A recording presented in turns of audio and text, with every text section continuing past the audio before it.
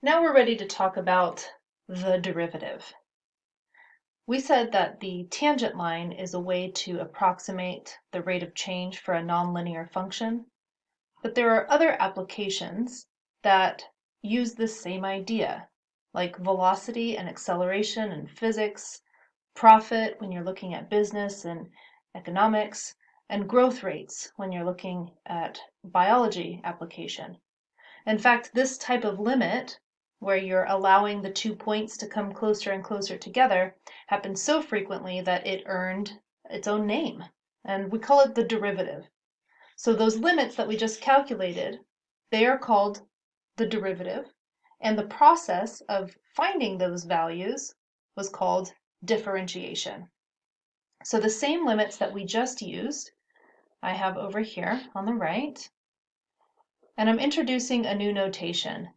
This is called prime notation, and it's a little bit frustrating, but mathematics has multiple notations for the same things. So in this textbook, we're mostly going to use the prime notation. The function is f, and this little apostrophe after it is what I'm calling a prime, and that is signaling to you that we've applied the derivative to the function f. That's why f prime with a plugged into it is literally written that it's equal to the limit that we used to calculate the slope of the tangent line.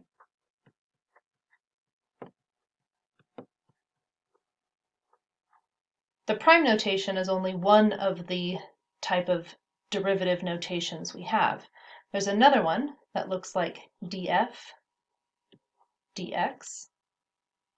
There's another one that looks like dy dx, and all of these literally mean the same thing.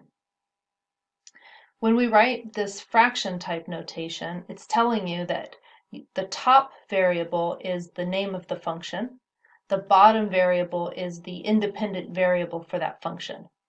So if you're looking at f of x, then you could write df dx. If you're looking at a function y, which is probably equal to some f of x, then you could say the derivative of y with respect to x, or the derivative of f with respect to x, or you could say f prime. So we have lots of different ways to say the exact same thing. We're going to stick mostly with this prime notation, but we might venture off into this fraction notation just for decent exposure. When we first talked about limits, we used tables to help us evaluate limits, and I want to revisit that so that we can really come full circle with it. If we were talking about the function x squared, and we wanted to calculate the derivative at 3, we've already done this problem. We calculated the limit as x approaches a of x squared minus 9 divided by x minus 3. We found that limit was equal to 6. So the slope of our tangent line was equal to 6. And I just want to show you that the table of values would give us a good indication that the instantaneous rate of change for this function at x equals 3 is 6. I've gone through and calculated the secant slope. So remember, this is the slope of the secant line. I calculated the secant slope between x equals 3 and 2.9, and then 2.99, and then 2.999. So as I'm getting towards the middle of this table, I'm getting closer and closer to 3. And then from the other side of 3, from the right side of 3, 3.1, 3.01, 3.001, and we can see that the secant slopes are both getting very, very close to the value that we found, 6. So our table of values was a very lengthy way of calculating the slope of the tangent line, trying to find the limit.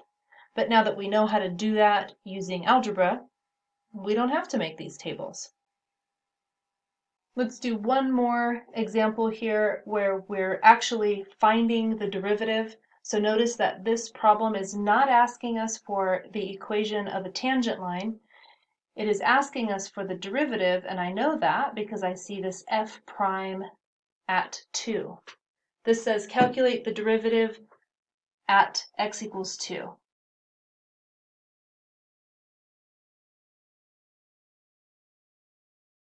So to calculate the derivative, we are going to calculate the slope of the tangent line using the limit as x approaches a.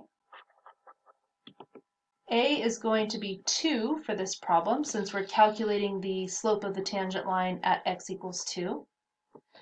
Our function is 3x squared minus 4x plus 1. And then we need to find our function with 2 plugged into it. Now, I could write that out up here.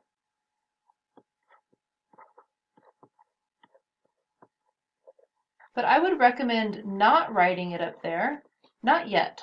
Let's simplify that the best we can. That way we don't have so much going on inside of our limit. So let's calculate f of 2 over here. That would look like 3 times 2 squared minus 4 times 2 plus 1. 3 times 4 plus 1. 12 minus 8 plus 1. 4 plus 1, or 5. So instead of writing all of this stuff in the parentheses, we did that as scratch work on the side so that we can just write 5. And that's so much nicer. It's much more compact and less room for mistakes inside of our limit. In fact, since it's just minus 5, we don't even need these parentheses. All right, now we're ready to try to apply our limit. We can try plugging 2 in directly and see how it goes. Well, if you tried it, you'd know it'd come out to be indeterminate. So we're going to have to do some simplification and see if we can fix this indeterminate form. So let's try to factor the numerator. Well, I can combine my 1 and my minus 5. That would just look like minus 4. And then I need to factor this trinomial. It's a quadratic, so the method that I like to use says to multiply the coefficient of your quadratic term, which is 3, to your constant term, which is negative 4. That gives us negative 12. I want to list out all the possible factors for negative 12. So I can do 1 times 12 where the 1 is negative, or I can do 1 times 12 with the 12 being negative. Negative 2 times 6, or 2 times negative 6. I could do negative 3 times 4, or 3 times negative 4. If I try to make the list any longer, I would have to do something like negative 4 times 3, but we already have that in our list. So I can feel comfortable that I've finished making a comprehensive list. These are all the possible ways that I can multiply two numbers to get negative 12. I want to pick the two numbers that add together to match my middle term, negative 4. So negative 1 plus 12, no, that's only 11. 1 plus negative 12, no, that's negative 11. Negative 2 plus 6, that's positive 4, so we're getting closer. What about 2 plus negative 6? That's the winner. That would give us negative 4. If we wanted to, we could check the last two scenarios, but they will not work. They don't add to be negative 4. The reason why I need them to add to be negative 4 is because I want to split this term, the negative 4x. I want to write it as positive 2x minus 6x. And then I'll bring my outside terms down, the 3x squared and the minus 4. Now I have 4 terms, which means that I can factor by grouping. I'll take the GCF, greatest common factor, out of my first 2 terms. Between 3x squared and 2x, I can pull out an x. And then between these next 2 terms, I see that they're both negative, so I'm going to pull out a negative for sure. And then they're both even, so I know I can pull out a 2. That would leave behind 3x plus 2. Now I see that of the two terms, they have a common factor of 3x plus 2, so I'll factor that off, leaving behind x minus 2. So now my numerator can be written in this factored form,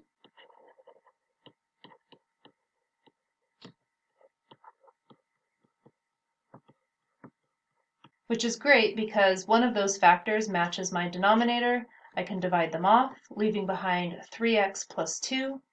If I plug 2 into that, I get 3 times 2 plus 2, or 6 plus 2, which is 8. So we just calculated the slope of the tangent line at x equals 2. The notation for that is f prime at 2, and we said it's equal to 8. And we're done. Just for good measure, let's solve that same problem, but using the other definition for the derivative that involves the h. So for this one, we do still need to know that we're calculating this, at a equals 2. And we know that f with 2 plugged into it came out to be 5. So I'm recycling some of the stuff we calculated on the last time we solved this problem. The one thing that we haven't calculated yet is f at a plus h, or f at 2 plus h. So we need to plug that into our function very carefully. That'll look like 3 times 2 plus h squared minus 4 times 2 plus h plus 1. Notice anywhere there was an x, I've replaced it with the 2 plus h with parentheses on it. There's a lot of easy mistakes that can be made just evaluating the function right here, so do it carefully, check your work. Okay, now I want to simplify this before I plug it into my limit. So I first need to multiply out this binomial. 2 plus h squared is the same thing as 2 plus h times 2 plus h. So we FOIL this out, or we use that pattern for perfect square binomials. So we get 2 squared plus 2 times 2 is h plus h squared. In other words, we have 4 plus 4h plus h squared. That whole thing is being multiplied by 3, and then I can distribute the 4 into this parentheses to get minus 8. Ooh, don't forget there's a negative right here, so that'll be minus 8 and minus h. Then we'll distribute the 3 into the first term.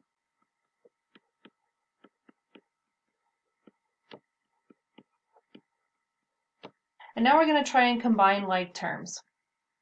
I see that I have a constant here, here, and here, so let's combine all of those. 12 minus 8 plus 1, that gives us a 5. And then I have a 12h here, and I have a negative h here. That'll look like plus 11h. And then I have plus 3h squared. So that's what I will use in place of the f of 2 plus h in our limit. So let's come back up to our limit and plug everything in that we have. So instead of f at a plus h, I'll write 5 plus 11h plus 3h squared. And then instead of minus f at a, I'll use 5, since f at 2 is 5. And then in the denominator, I just have h. Now the 5's cancel off. If you remember, I said in this notation, if you're doing it right, everything that doesn't have an h in it should subtract off. So now we're just looking at 11h plus 3h squared in our numerator. If we try and plug in h equals 0 right now, we'll get an indeterminate form. So we need to factor our numerator so that we don't deal with 0 divided by 0.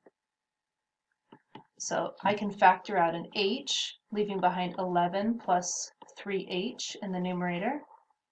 I still had the h in the denominator, and I can't forget my limit symbol since we haven't applied that yet. I'll divide off the h in the numerator and denominator, and now I can plug in h equals 0. That would be 11 plus 3 times 0, which is just equal to 11. So we just calculated, wait a minute, 11. We just solved this problem, if you remember, and we got the derivative was equal to 8. So we have to figure out which one of these is right. We could graph it. We could create equations of a tangent line to check our work, or we can go through and look for a mistake. Usually, it's a sign error. So the only thing that we have different from this problem and the last time we solved it is this piece right here. So let's start by checking in here to see where our mistakes were. We multiplied our 2 plus h out using this pattern. That checks out, that looks good. We plugged that in there. We distributed the 4 here to get minus 8. There's our mistake. Negative 4 times h, there should be a 4 right here. So instead of 11h, it should be 12 minus 4h. So that would be an 8h, which means this 11h should be an 8. This 11 should be an 8. This 11 should be an 8. And our final answer should be an 8. Whew, close call. The good news is we know how to solve these problems in 2 different ways. So if you solve the same problem 2 different ways and you get the same answer, that's great. If you solve one problem 2 different ways, you get 2 different answers, you know one of them's got to be wrong, maybe even both of them are wrong. So have fun checking your work.